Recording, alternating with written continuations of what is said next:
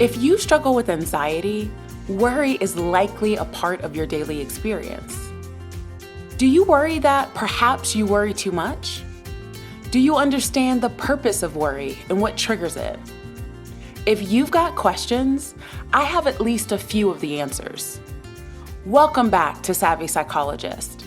I'm your host, Dr. Monica Johnson. Every week on this show, I'll help you face life's challenges with evidence-based approaches, a sympathetic ear, and zero judgment.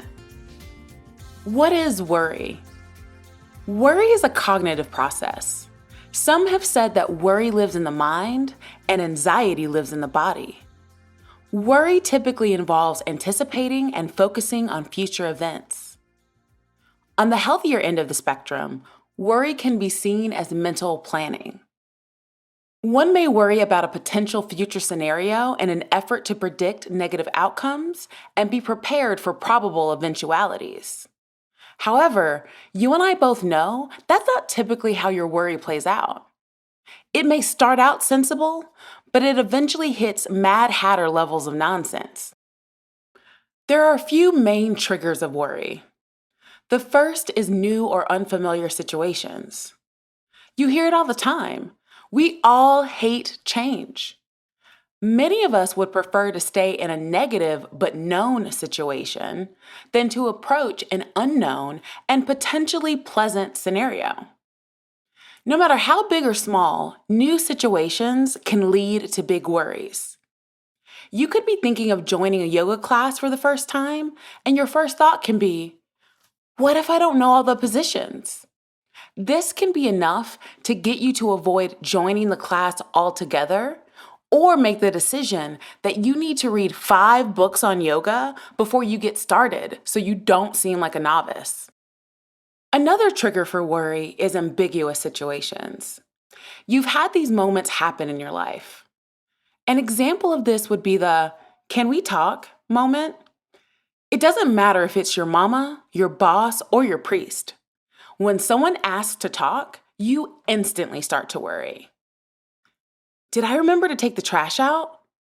Am I about to get fired? I'm going to hell, aren't I? Unpredictable situations are another trigger for worry.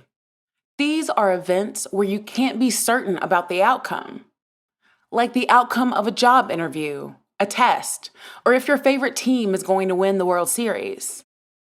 Unpredictable situations can lead to some pretty intense what-if questioning.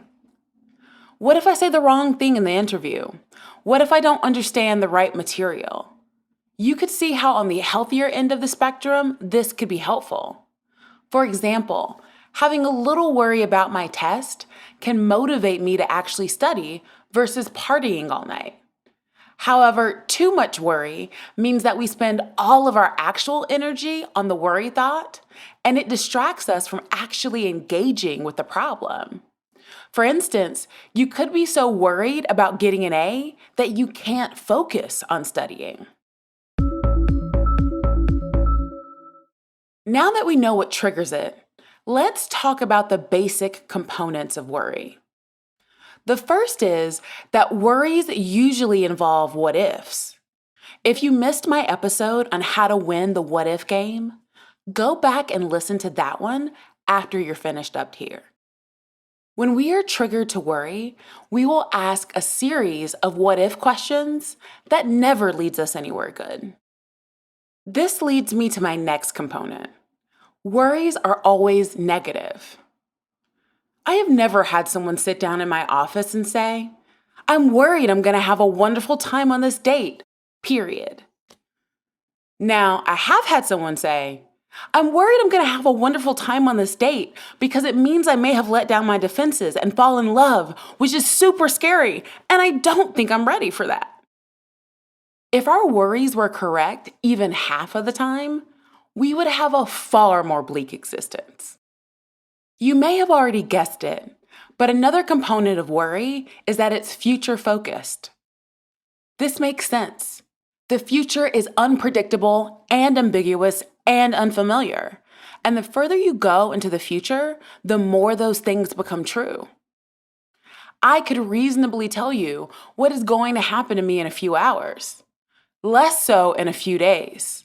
And I'm basically taking a shot in the dark if I try to predict my life in a few years.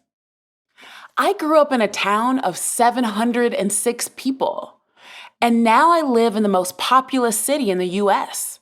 I would have never been able to predict as a teenager that I would end up here. When worry becomes problematic is when it stops you from actually planning for anything. In fact, problematic worry leads to a narrowing of solutions because ultimately you come down to these questions of, what if it doesn't work out? What if I fail? But my counter is always, what if you did one thing kind for yourself? What if you took the first step? You are as much a part of the equation as any other variable that you could imagine. Imagination is a powerful tool, and if you were going to create a mental avatar of who you could be in some future scenario, why not be vulnerable, compassionate, and adaptable? All qualities that we know are associated with good mental health.